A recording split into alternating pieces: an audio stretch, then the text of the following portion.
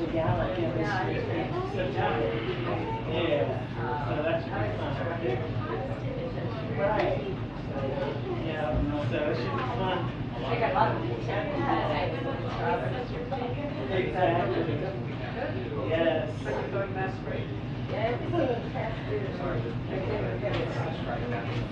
It's going pretty good, you know, same old.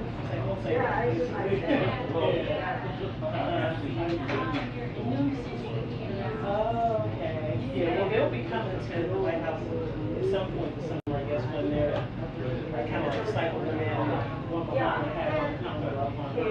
So, yeah.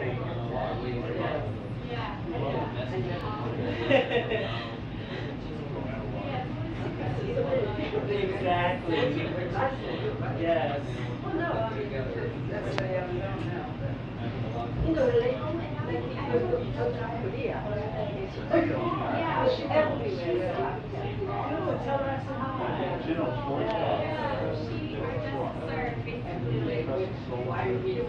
Oh, that's cool. Yes, yeah.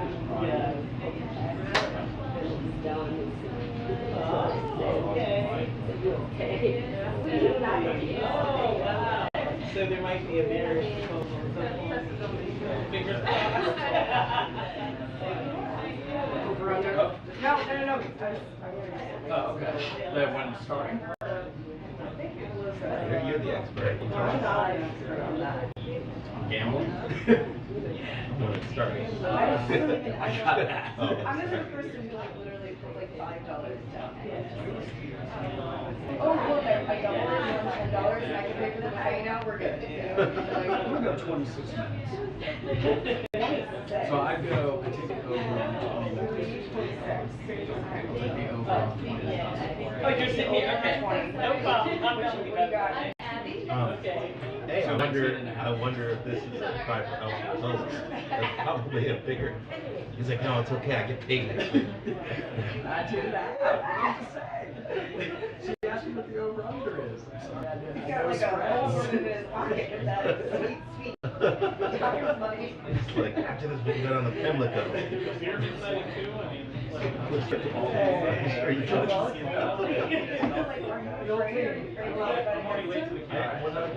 Yes. Wow. Because I feel like he may be in with some nefarious characters.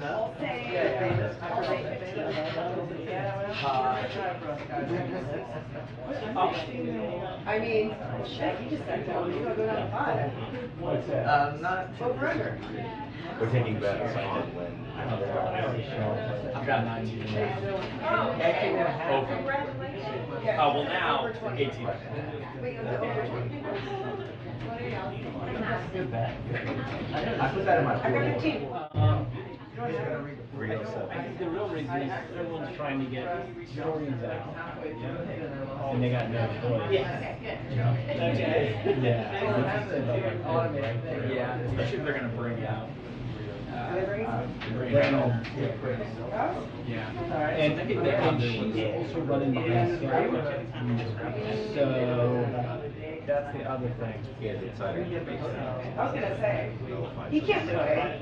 No, he can't. He wants it. I only do bets on one anyway. So You only do bets on what? like unemployment rate, CPI. Oh, wow. Occasionally the pony. Yeah.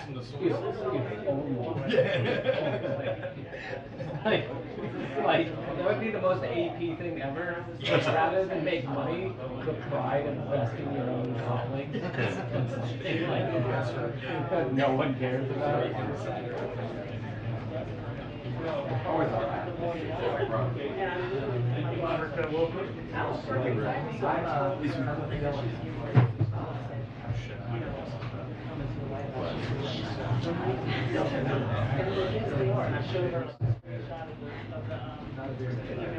Not another pet. I'm good. So, But double or nothing. Air Force One touchdown. Germany. Thank you. So, I'm from DC, but I'm going back and forth a lot with the pandemic. Yeah, so I will be here a lot more now.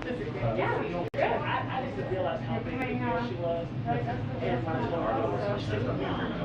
feel like I passed like a whole masturbation yesterday. There was a bunch of the Mexican reporters that were like, it's like a trade reunion. Oh yeah. Well, maybe not. And at the time, I was like, maybe something. Because she's literally the size of the refrigerator. That's all she came up to that particular I guess it's going to be. So when it happened, I said, I must be sick because I predicted it was going to happen. And she told me, there's no way. It wouldn't be I don't no know if you security. back in time. Moms and kids. And I'm like, okay, but there were people at the front, you know, who were holding on to the railings and like, I don't know. you know, I wonder. Hey, it's in the next few weeks.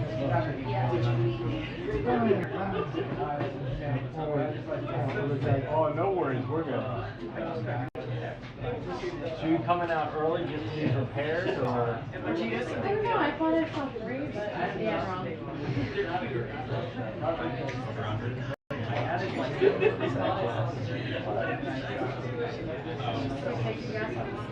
right.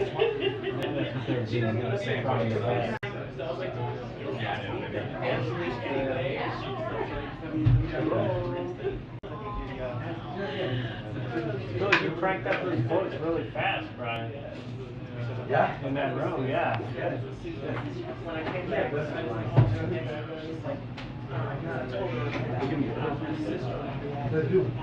my sister, my sister-in-law said,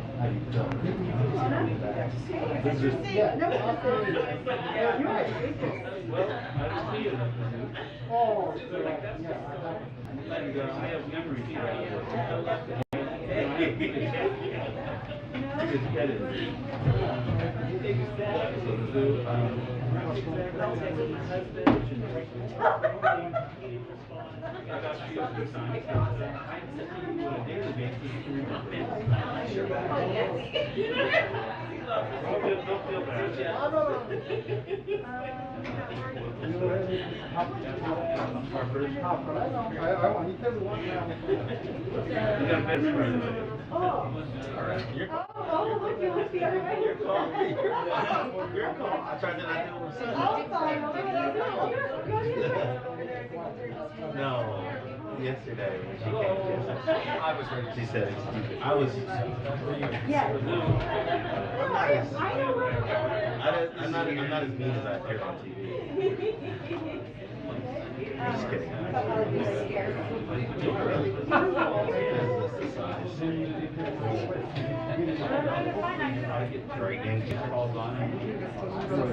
Dr. Harper, I'm sorry, I was on the phone when you came by. Good to see you. Good to see you. Hi.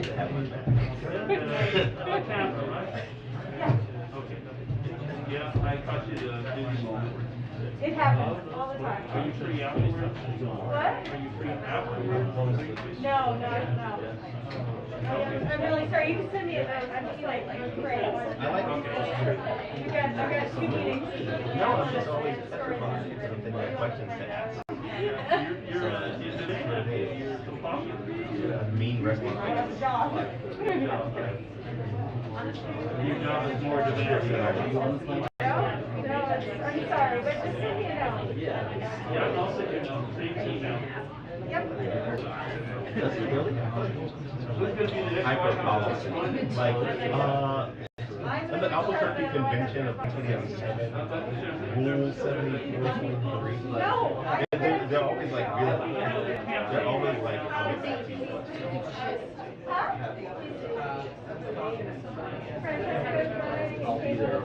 There are a lot of people running. I've heard for 3 years. I think that this would have been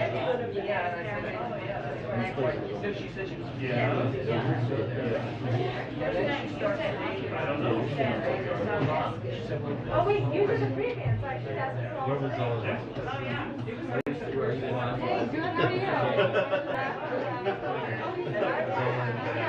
Hey,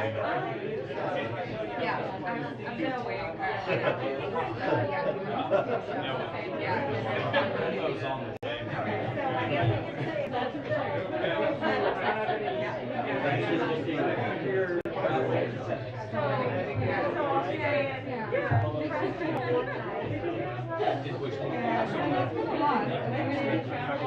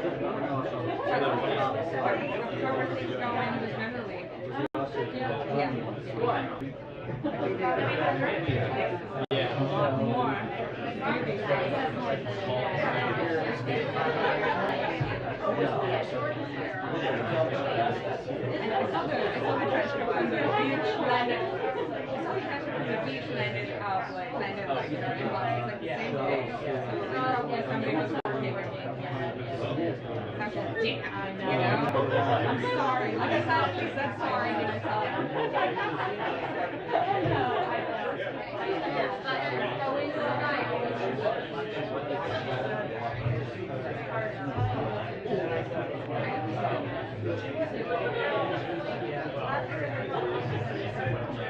Two-minute warning debriefing. 2-minute warning debriefing. Thank you.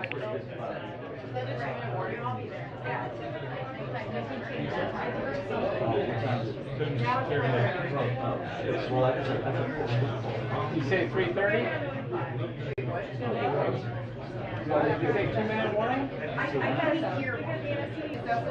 It's either 2-minute warning or 28. Alright, that's good to know. We don't have an email saying that. Yes. 2-minute warning. Trying to figure out. There it is. Okay. It is a 2-minute.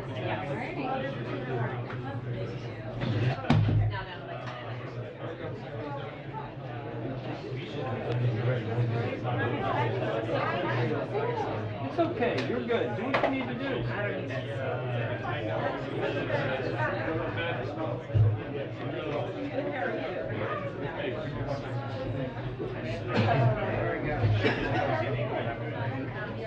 Hey man, how are you?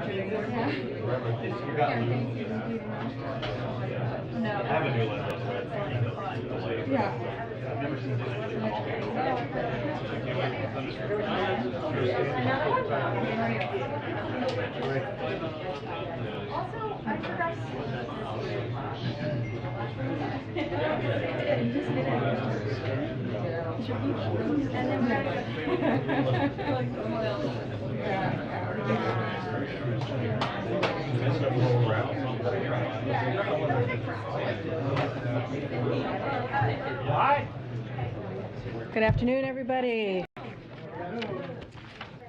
Okay. Today I would like to welcome Secretary of Energy Jennifer Granholm back to the briefing room. Secretary Granholm is here to talk about gas prices and Putin's price hike, which you just heard the president talk about just about an hour ago.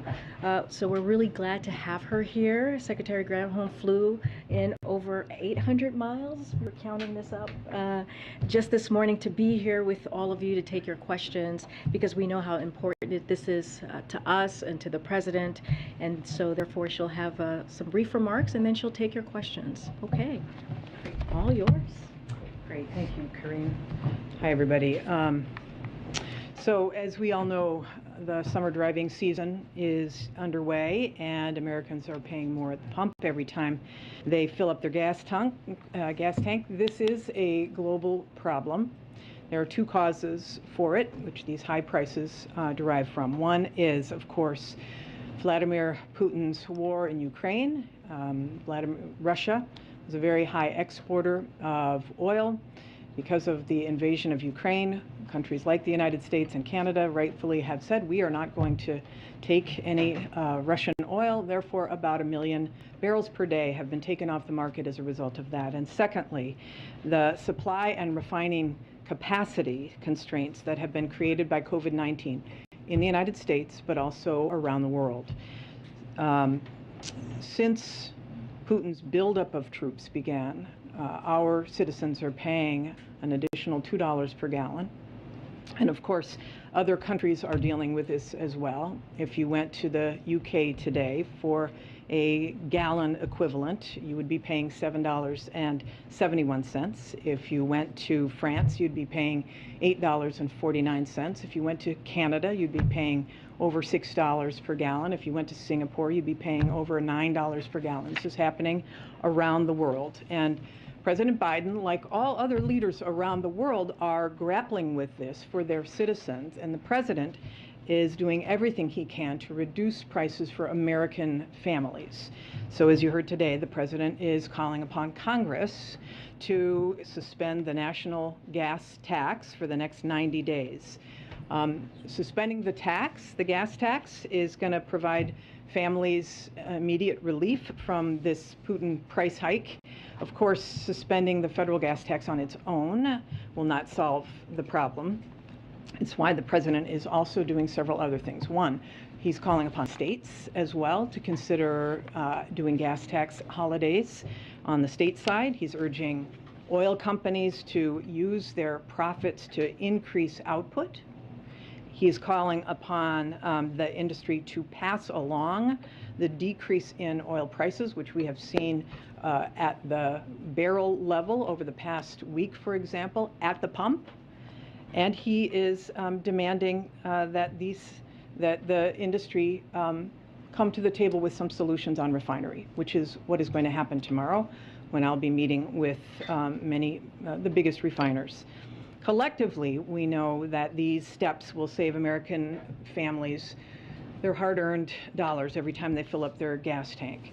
Of course, this sits in a context because the president has said that he is willing to use the full span of his authorities to help lower prices. Just to remind you, of course, he's used the biggest tool at his disposal, which is our Strategic Petroleum Reserve, releasing 1 million barrels per day to try to stabilize supply, even as demand increases too, especially with this summer driving season. He has also rallied other countries to release from their reserves as well. Collectively, about 240 million barrels are being released from reserves around the world. And he's increased the share of biofuels in gasoline that can help lower prices at thousands of gas stations. And of course, at the same time, we are working to save money for people, have people save money by cutting other essential costs. For example, help with heating bills, weatherization, other ways that citizens are trying to grapple with these high fuel prices, energy efficiency, rental assistance, for example.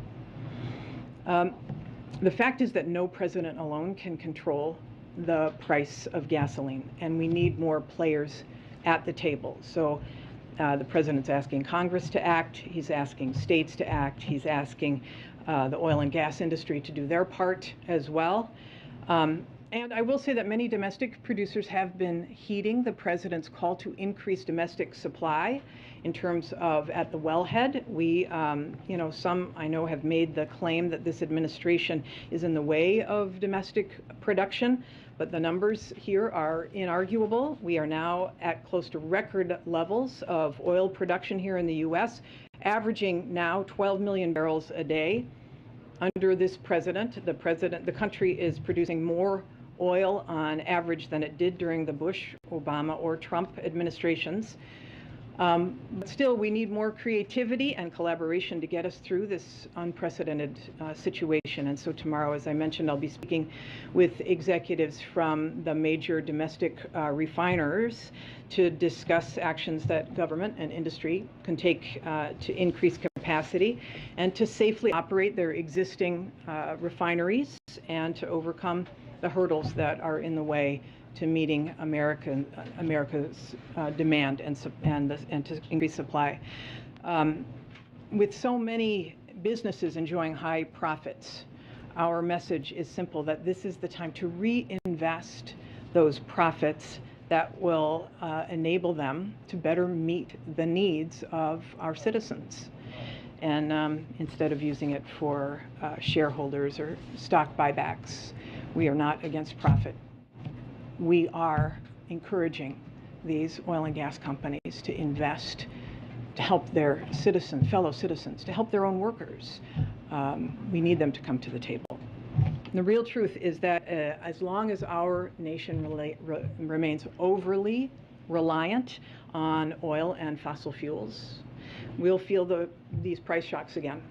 This is not going to be the last time. The next time there's a war, the next time there's a pandemic or another hurricane, these extreme weather events we are experiencing, they will impact the access that we have to fossil fuels. The only way out of these boom and bust cycles is to break that sole reliance, and that means diversifying our fuel sources by deploying clean energy. And that's why we're laying a foundation for this clean energy economy with the President's bipartisan infrastructure law. That's why the President has invoked the Defense Production Act to increase domestic manufacturing of these key clean energy technologies. It's why we need federal clean energy tax credits to get the private sector jumping headfirst into these new markets, which will all make us secure, both from a national security perspective and an energy security perspective, so that we are not under the thumb of petro dictators like Putin.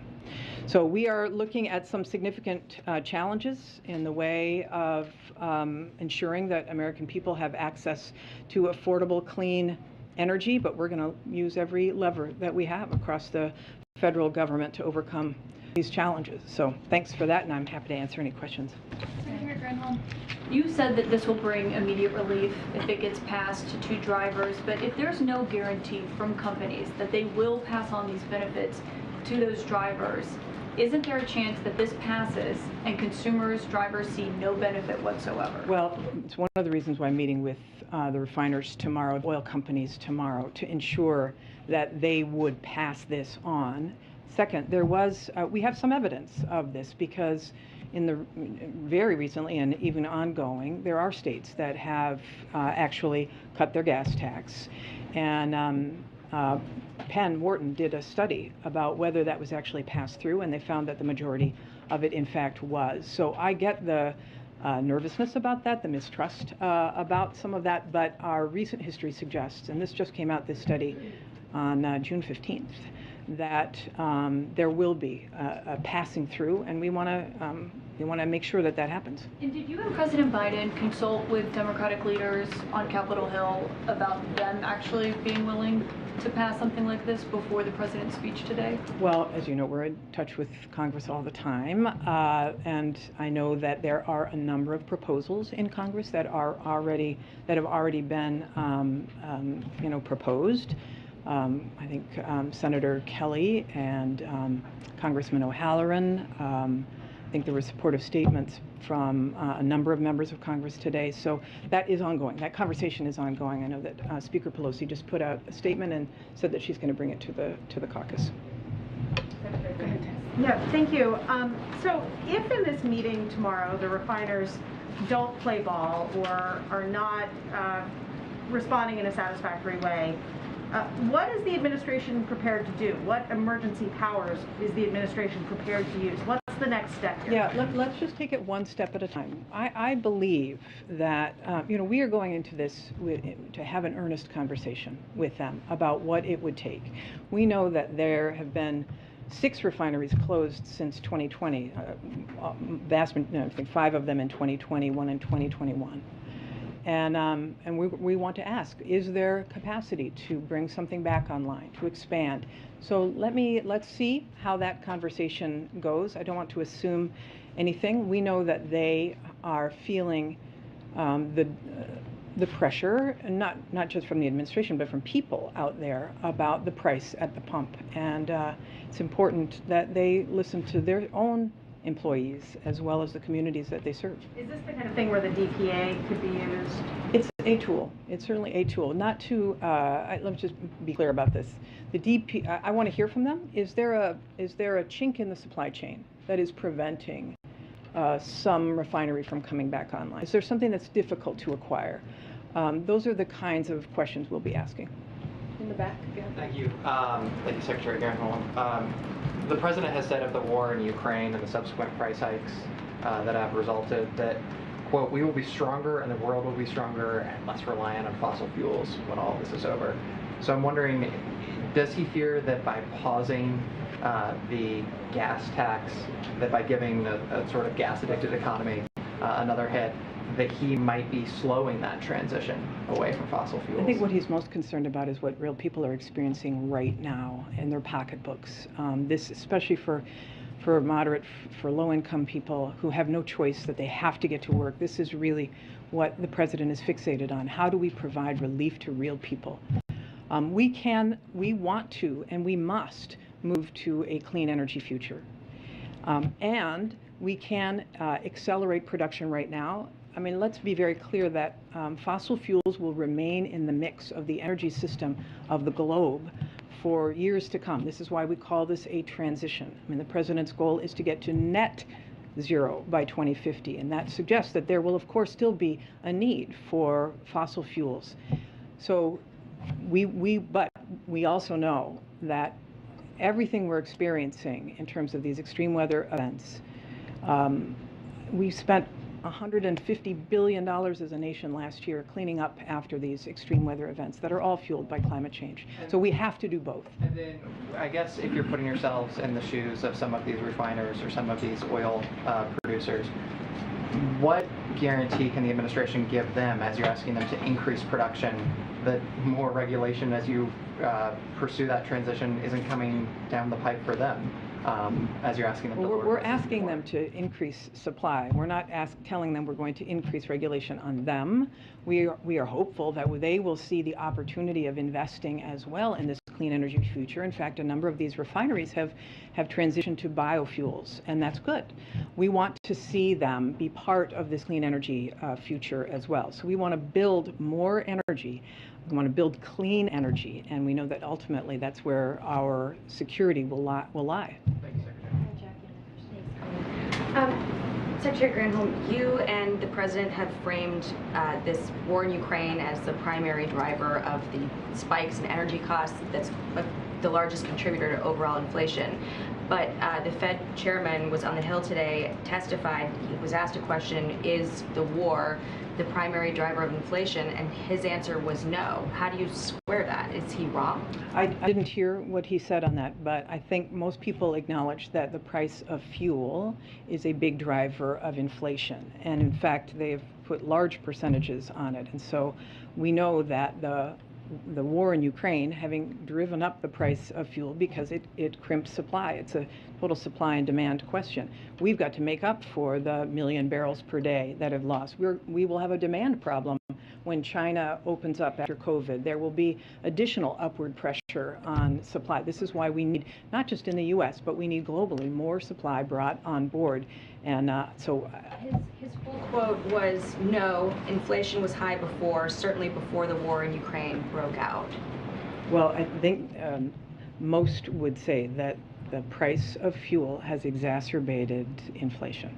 And is there any concern that this gas tax holiday will increase demand and then thereby increase inflation? Some economists and analysts have been raising that. Yeah, I understand that. And I also know that this president is focused on costs for real people as well. And this cost of gas is the most tangible, most real for people at the pump. So he wants to do everything. He understands the importance of it. He's very concerned about inflation, obviously.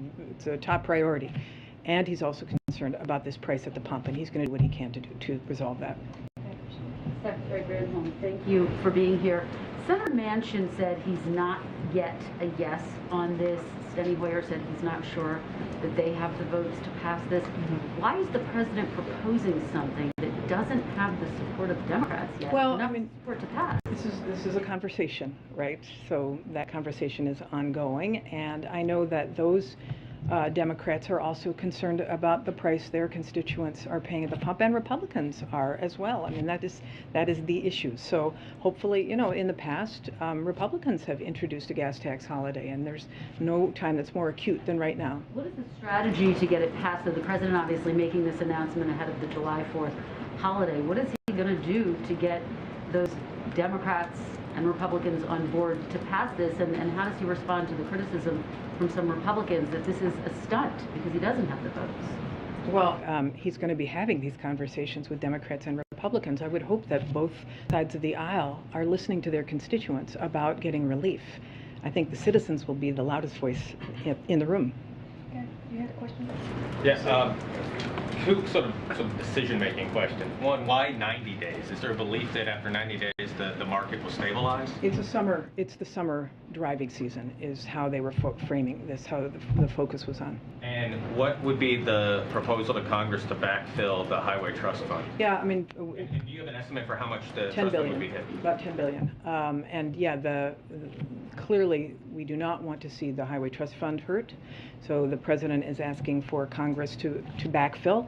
That could be, obviously, we've seen a $1.6 trillion reduction in the deficit. There are ways to be able to identify the funds to be able to do this. And he's asking that the trust fund be repaid. But is the administration putting forward any proposals? He's having those conversations with Congress. You still have the first, yeah, sure, I do have a question. I do wonder if there is a particular point where the president decides to invoke these emergency powers he's talking about. Is it if gas reaches a certain level? Is it if you don't hear the right things from the administrators? I also wonder about the tone and the timbre of the conversations tomorrow. The president has been very splenetic, critical of them. I wonder what your conversation. Yeah, I mean, honestly, we are going in good faith, asking them this question about what can be done. What would it take? What do you need to open up additional refining capacity? Obviously, they're making huge amount of profits. It's not about funding, but perhaps there is something that they need, some additional help with identifying a supply chain issue. I just don't know. So we'll see. We'll have that. This is an honest, earnest conversation tomorrow, asking how can we be partners in providing relief for people at the pump. And are there any hard lines where emergency powers are invoked with gas prices? We have not drawn any lines in the sand at this moment. Okay, two more, Nancy, and then Nandita. Thank you so much, Secretary Granholm, for being here. Just following up on Kristen's question, what do you say to lawmakers who are already calling this federal gas tax holiday a gimmick and saying, best case scenario, it'll save drivers about $20 a month? Well, there's no doubt this is a modest, if it were just the federal gas tax, right, 18 cents is a modest, modest amount. But if you combine it with, if the states, not all states would do it, but certain states might be willing to, some already have, you combine it with that. If the oil and gas industry is willing to reduce prices to the extent that historically they have when the price per barrel has come down. So for example, right now the price per barrel has dropped about $10 since last week. So it's about 110 roughly dollars per barrel.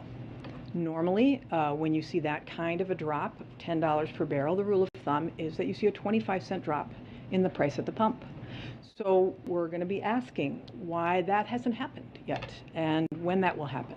So there could be some much more significant help. And I will say that the Energy Information Administration has projected that by the end of the third quarter, because the oil and gas industry has increased and is intending on continuing to increase supply, it's not refining, but supply at the wellhead, that we will see gas prices at about $4.37. They are projecting at the end of the third quarter. Now, all caveats aside, because who knows what could happen in the global economy if the EU, China, et cetera, all of that is still very front of mind. So forecasts are always subject to all of those caveats. But we're hopeful that we will start to see this come down, and this is one step in that direction. Okay, last question. Thank you. Thanks, Corinne. Just a quick question on refining capacity, especially when we're talking about sort of asking refiners to produce more. That sort of takes time, right, Secretary? I mean, it's more sort of appears to be more of a medium-term solution. According to you, how much of an impact do you think that will have immediately on gas prices? Well, this is the question to ask them. I mean, obviously building a new refinery is a much longer strategy, right? But they have, there have been refineries that have been announced to be closed. There are some that have recently closed. What is the capacity? These are the questions. What is the capacity to bring some of that, and what is their capacity to bring more capacity online? These are the questions that we'll be asking. And a quick one on, some of the industry participants who are expected at this meeting tomorrow with you are expected to talk about sort of urging the administration not to ban fuel exports, and that is something that we're reporting from sources. I'm just sort of wondering what your response to that would be if such a demand is made, and are you considering such a decision in the first place? Yeah, I will say this, there have been an awful lot of solutions that the president has been considering over since the war began, since these prices started to jump up. And I don't think anyone is taking anything off the table. He's not proposing that at this moment, but he's not willing to take tools off the table. But we do want to listen, for sure. And there may be consequences that have to be considered on doing something like that would have adverse impacts on everyday citizens, and we don't want that either. Okay, great. Thank you. Appreciate it. Thanks, everybody.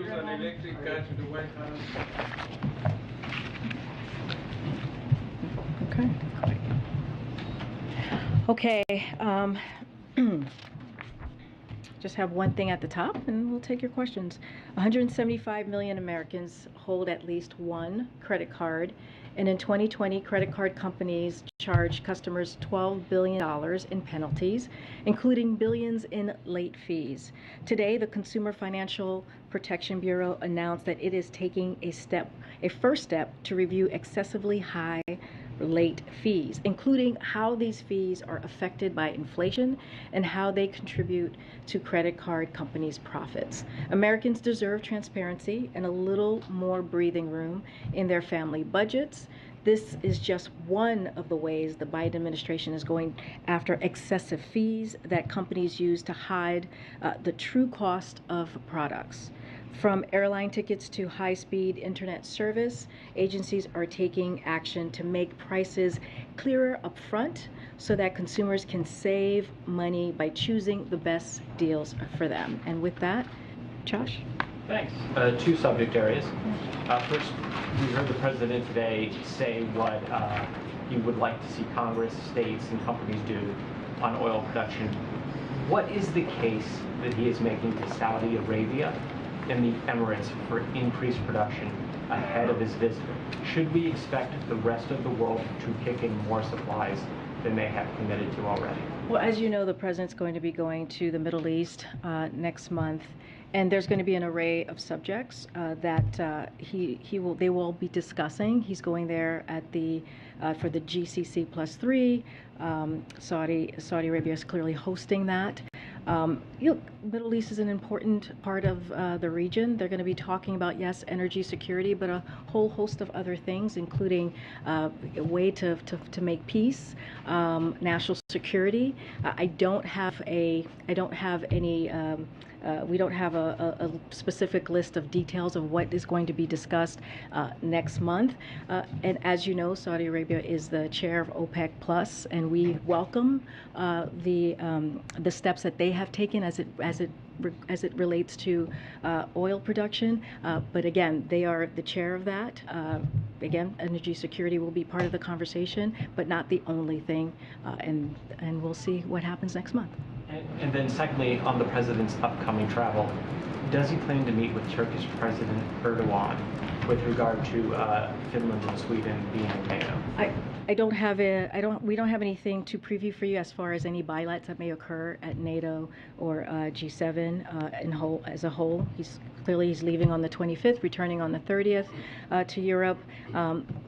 When we do, we always share those bilats with all of you. As it relates to Ukraine and NATO, they were having, not Ukraine, Finland, they were having a trilateral conversation on their NATO application, and so we leave it to them to speak to where that progress has been. Okay. Thanks, Karine. A couple more questions on gas.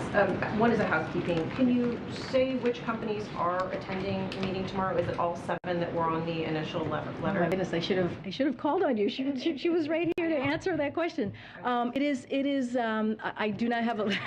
I know. I'm trying to get to everybody. Trying to give everybody love here. It's not easy. So many of you to cover. But I would suspect it's the as you stated, the folks who received the letter. I don't have a list in front of me clearly, but I would suspect those are the 7 CEOs that will be joining tomorrow. And then I want to circle back on a question that you were asked yesterday. When you said that this was the first step, but I mean, the president expressed this sentiment again today on really laying down the hammer on these big oil companies. And so why is he not in the room tomorrow to express this message himself? Well, the president talked about this, as you just stated earlier today. The Secretary of Energy, Senator Granholm, was just standing before you, is going to have those conversations. And what we want to see is a solution, come up with ideas. There will be representatives from the White House who will be in the room as well. So that will be happening. And, the hope is that there are ideas that come out of this. There's some resolutions, some solutions that come out of this. And so we have to wait and see how that goes. But that is the first step. The second step, as I said yesterday, is hopefully to come up with some ideas and how to move forward and how to bring up their capacity, because that's what we're talking about here. Because we have the crude oil. The crude oil is there. As the Secretary was just saying, we just need the oil refineries to refine that oil so that it could help bring down gas prices. And finally, what does it say about the prospect of the White House winning congressional support on this idea that just minutes after the president finished speaking on this, Nancy Pelosi sent out a very lukewarm statement about its prospects on Capitol Hill, saying we will see where the consensus goes. That is hardly a vote of approval. Look, we have immense respect for the Speaker. I think she also said that she was going to bring this to her caucus, which is also important to note.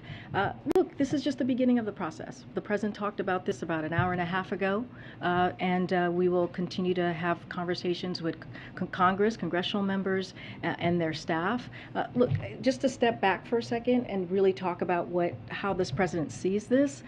He sees this as an opportunity, a straightforward, simple way to deal with the pain that the American people is dealing with, giving them some relief at the pump. That's what we're talking about. It's straightforward. It's simple. The president would like Congress to act. We're talking about 18 cents per gallon, which is going to go a long way. If you look at the average of states, that's 30 cents. Just looking at those two things, that's almost 50 cents. That's going to go a long way for 3 months. That's it, 3 months. That's a if, but I know, yeah, absolutely. But we're going to continue to work hard and to get the American public some relief. We're talking about 3 months, 90 days during one of the busiest driving times in our country for American people, American families. That's how this president sees this. Okay, I'm going to call on folks. Go ahead, Steve. Thanks, Karine. If we have time, I'll come. If we have time, I'll come back. I just want to make sure the Secretary laid out the questions that she wants to ask the oil executives tomorrow. Is there a working theory that the administration currently has as to why the oil companies have not already increased their refining capacity? There's no working theory on our part. What I can say is, let me just lay out some facts here. So as of this morning, crude oil prices have dropped by nearly 15% from 2 weeks ago. Prices at the pump have barely budged. The last time the price of crude oil was $110 a barrel, the price of gas was $4.60 a gallon. Today it's about 35 cents higher. That difference is a result of companies' record high profit margins for refining oil. Refiners' margins have tripled Since the beginning of the year, in just the first 3 months of the year, the biggest oil companies made $35 billion, four times what they made in the first quarter of last year.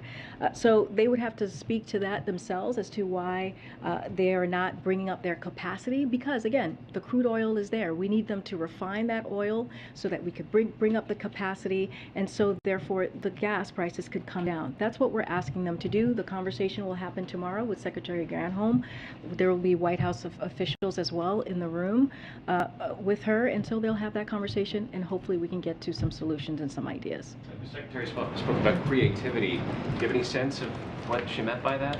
Well, we'll hear from them directly. She'll hear from them directly about what ideas that they might have to get their capacity up.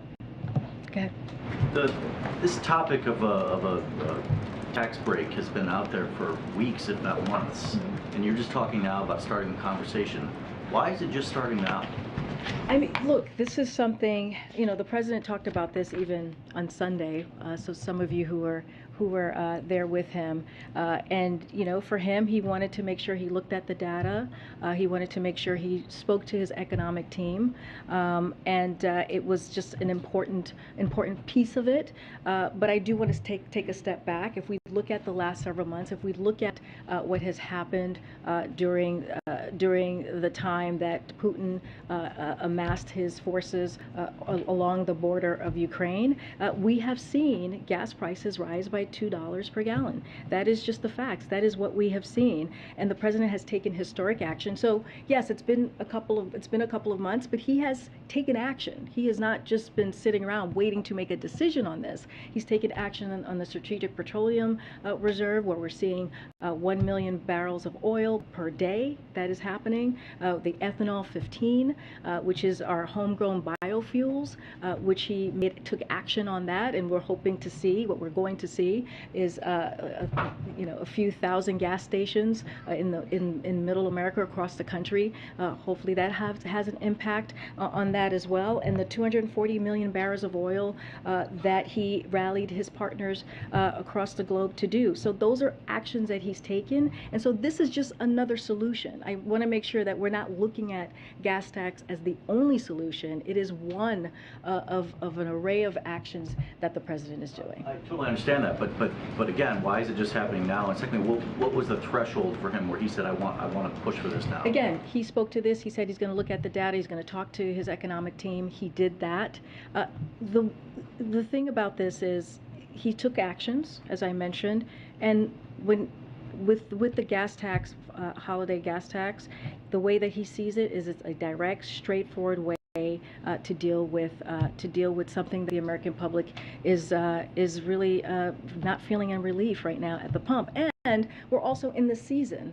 We're in the summer season as well, where a lot of people are traveling, and so these next 3 months are critical for many families, American families. So the timing is also makes sense as well when you think about where we are with families traveling the next 3 months during the summer time. Okay. A quick follow-up to that and then something else. You keep referencing the data that the president wanted to look at. What specifically data did he look at? Well, I think he talks to his economic team, right? They present him with information that he needs with any other decision that he makes that deals with a decision like this. A decision that he has to make that's going to really have a direct effect. I mean, this happens with any decision that he makes. But look, here's the thing. The most important thing here is the way that this president sees this, on top of all of the actions that he's already taken, which I just listed out, he sees this as straightforward, he sees this as simple, he sees this as something that can have a direct effect on the pocketbooks of many Americans across the country. This is one of the ways that he feels that we can have an effect, a real effect. And this is something that the American public wants to see, right? This is something that they've been asking for, in ways that we can lower the cost at the pump. Is the administration still considering gas rebate cards for Americans also, and how much would be on those cards, and is the chip shortage complicating that decision? I don't have any more on that to share besides, the gas tax holiday. Look, the president is looking at many options. I just don't have any more on the gas card holiday. Before follow-up. Thank you. I have two foreign policy questions. First, on Afghanistan, the White House released a statement saying that the president will assess options of helping the Afghani people after the earthquake, whether it's via USAID or federal government partners. Can you tell us what kind of help the United States will offer? And second, how can you make sure that this help will not fall into Taliban hands? No, all good questions. Let me just say the United States is deeply saddened to see the devastating earthquake that preliminary reports indicate took the lives of at least 1,000 people in Afghanistan. President Biden is monitoring developments as has directed USAID and other federal government partners to assess U.S. response options to help those most affected. The United States is the single largest donor of humanitarian aid to Afghanistan, and our humanitarian partners are already delivering medical care and shelter supplies on the ground. We are committed to continuing our support for the needs of the Afghan people as we stand with them during and in the aftermath of this terrible tragedy. Again, I just wanted to give a little bit of what we have committed, more than $720 million since August 2021 directly to humanitarian partners. So this aid does not go to the Taliban. The aid goes directly to the Afghan people via humanitarian partners on the ground. And another question on Russia. The Russian government spokeswoman said that the United States is destroying, what she called destroying, bilateral relationships that already are in lamented state. And she's accusing the U.S. of not allowing Russian planes to pick up Russian diplomats and their families from here, and insinuating that they might do the same. So how do you assess her response? Is it, you think that actually the Russians have thought of the United States relations now at stake? Do you think that diplomatic relationships are in jeopardy, or it's just the usual statement? You're talking about the bilateral relationship with the U.S. and Russia. I mean, we have to be very clear here what we're seeing currently. This is Russia invaded a sovereign country. They started this war. We've been talking about the gas tax. We've been talking about inflation, just in general, global inflation and the challenges. A lot of that, when you look at gas and you look at food, that's because of Russia's war. This is something that if President Putin wanted to stop this and wanted to end this war, he could. And to go. He attacked another country's democracy. So the president has been very clear. He is going to make sure that we defend democracies, that we defend freedoms, and he helped to rally the West and NATO to make sure that was a forceful response to what Russia is doing. And so, this is the question that the spokesperson is asking, or the statement that she's making. It really goes back to them. What are they doing for their bilateral relationship? This is something that the President Putin has caused, not us. Try and go with coffee. Oh, go ahead, Jenny. Hey, thanks, Karine. Two quick ones. One on insulin. Senator Shaheen and Collins introduced a bill today, and I'm wondering if you're involved in that, supporting it, or are you negotiating something separate on reducing the price of insulin, which the president talks about a lot, with Manchin and Senator Schumer as part of a broader reconciliation package? So on that particular piece of legislation, I would just have to go back to our Office of Legislative Affairs to get more information to provide to you. So I just want to make sure I get that right. As you stated, the president has talked about insulin, the importance of bringing down price and cost for families. He's had several events where he has talked about that specifically. Right now, I have to, probably after this, I'll go and check with them and get specifics on that piece of legislation for you. More on your favorite topic, the China tariffs, which just seems to have become like a stale debate inside the White House, because it's stale debate. Well, I think there's two sides, and one argues that it helps inflation, and one argues that it doesn't. Can you give us any sense of like where the president is coming down on this? Because you guys are deliberating your decisions for a long time, and if it does help inflation, if he does support that view, then why not? Well, the decision has been made, as you just stated. He's been discussing. The president's been discussing this with his team. We just don't have anything to share at this time. No timing. No timeline. Decision hasn't been made. It's being discussed with the team. Go ahead, Zola. Thank you. I had a question again about Afghanistan, but on the humanitarian parole program. CBS had some reporting a couple days ago that showed that for those Afghans that are applying for parole remotely from still Afghanistan, that 90% have been denied, 90% of some 5,000 applicants at this point. Is, in the White House's view, is that program, which President Biden pointed to as really the main relief program for those that aided military officials, is that program working as it should be? So we are aware of the report. We are reviewing it at this time. So we're not yet we're not ready to speak about it publicly, but I do want to give a little perspective as you're asking about how this works. So the report outlines our efforts under the humanitarian parole process, which is separate and distinct from the refugee process. As you know, Zola, I know you've followed this closely. Humanitarian parole has strict criteria that requires applicants' protection needs to be so urgent that they are unable to wait a while on an application to receive protection via U.S. refugee admissions in process.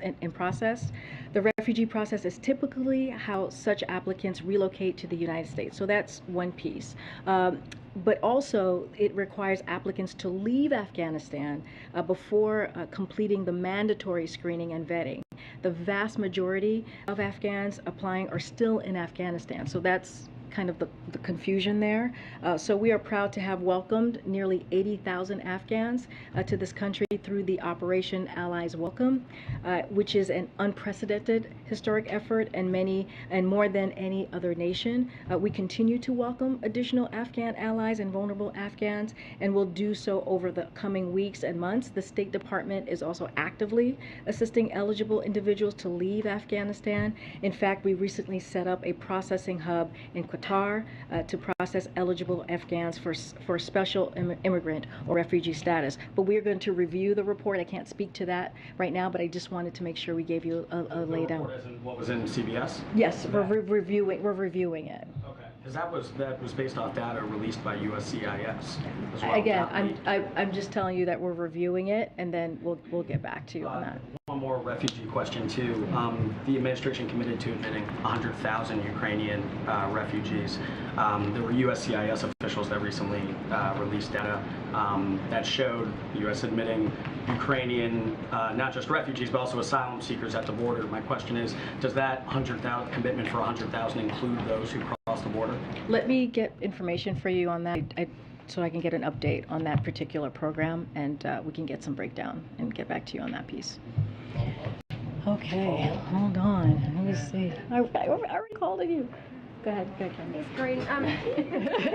No, I can't call you and not call them. I feel like it's a classroom. Go ahead.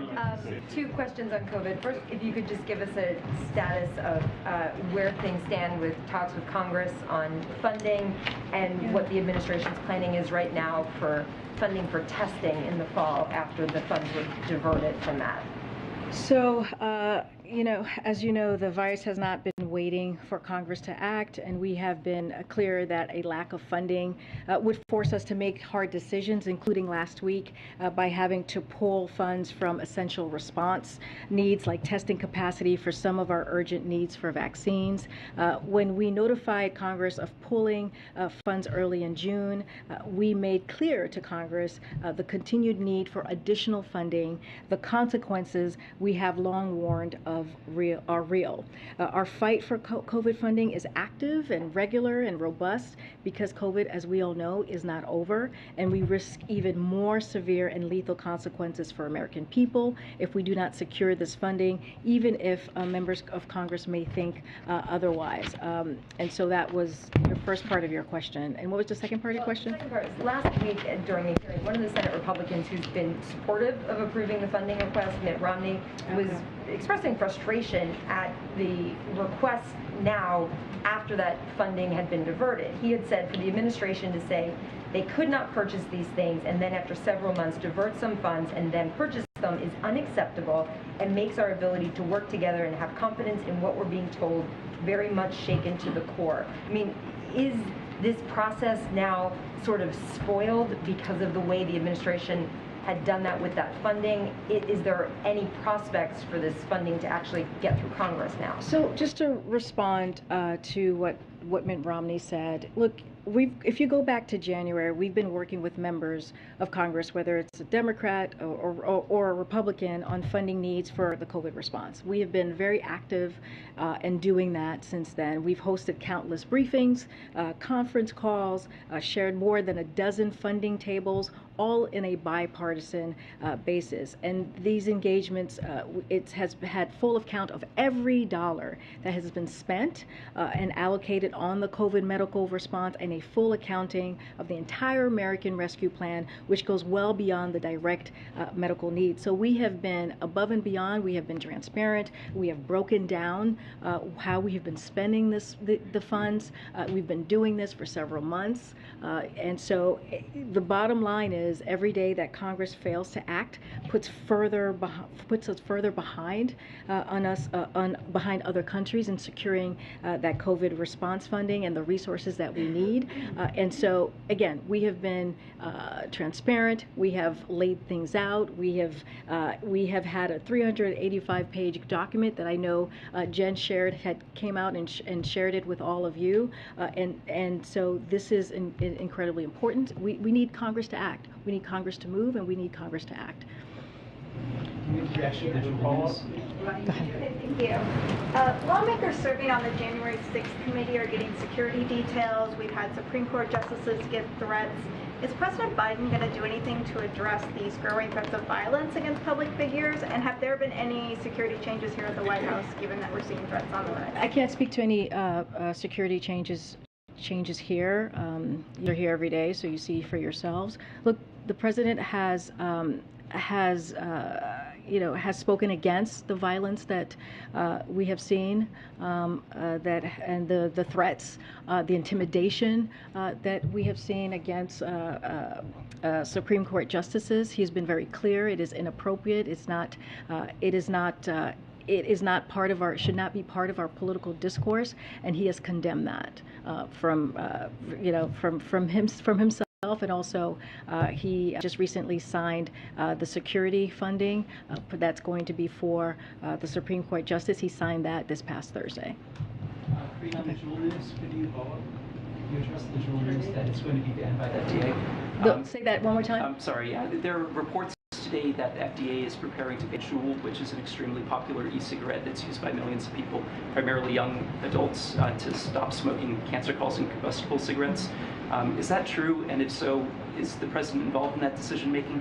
I would refer you to the FDA. I don't have anything for you on that at this time. Go ahead. Two questions, one foreign, one domestic. I'll just follow up on the violence we're talking about. As we get closer to the Supreme Court decision on Roe, there's a group that has been distributing flyers around Washington, D.C., but also across the country and also online, called Jane's Revenge, that declares there will be a night of rage, looting, burning, rioting if Roe is overturned. What message does this White House have in advance of that ruling as we get closer to it? So, again, violence and destruction of property have no place in our country under any circumstance, and the president denounces this action. Actions like this are completely unacceptable, regardless of our politics. So we have denounced that, and we will continue to denounce any violence or threats. And the foreign question, with respect to the president's trip to Israel, he is potentially scheduled to meet virtually with the Indian leader Modi. Does the White House have any comment on the Indian authorities demolishing the homes of people who have been protesting the derogatory comments made by Indian authorities against the Prophet Muhammad? They've been having their homes destroyed by bulldozers in recent weeks. Is there any chance that the president will be pressing the Indian leader to protect Muslim minorities in India? So I don't want to get ahead of what the president's schedule. We will have more in the upcoming days on exactly what the president's going to be doing on that trip.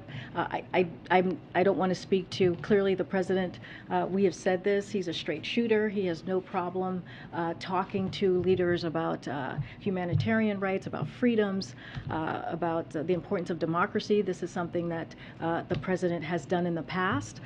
I can't speak to specifically what's going to be on the agenda and what their conversation is going to be. But generally just the fact that people's homes are being demolished. No, I understand that. I'm just saying the president has no, he is a straight shooter and speaks very frankly, and when it comes to humanitarian rights, has no problem having those direct conversations, leader conversations.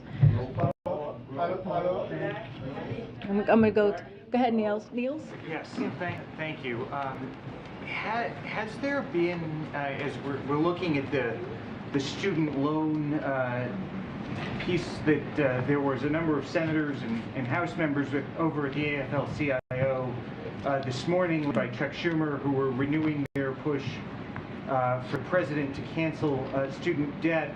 I know that there needs to be a decision on that by the end of August. What is the status of that decision, and what is the status of, specifically, of the legal review that we know has been underway in terms of what exactly the president's authorities may be? So we're still continuing. The president, the administration, to assess options of cancellation. We have not made a decision yet. As the president said just recently, I think on Sunday, he expects to make a decision on that soon.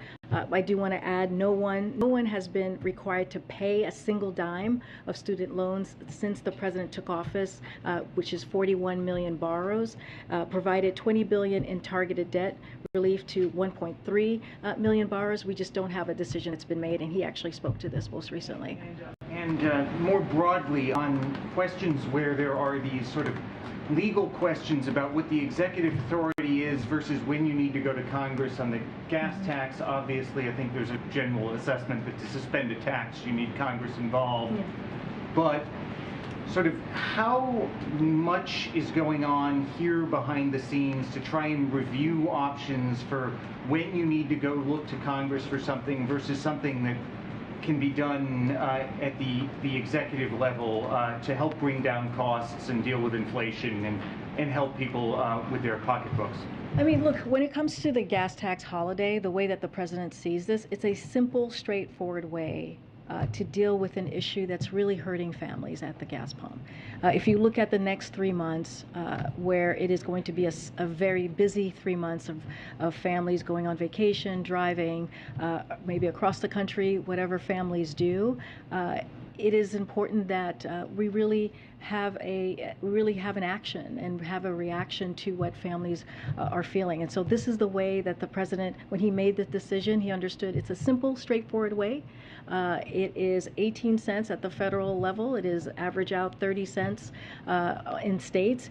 If oil refineries and companies do their part, that's almost $1 per gallon. So this is real for many people. This is very real for everyday Americans and incredibly important. So the way that the president sees this, he wants to make sure that we do something that the American people are going to feel directly. I think I'm being given the. I'll take one more.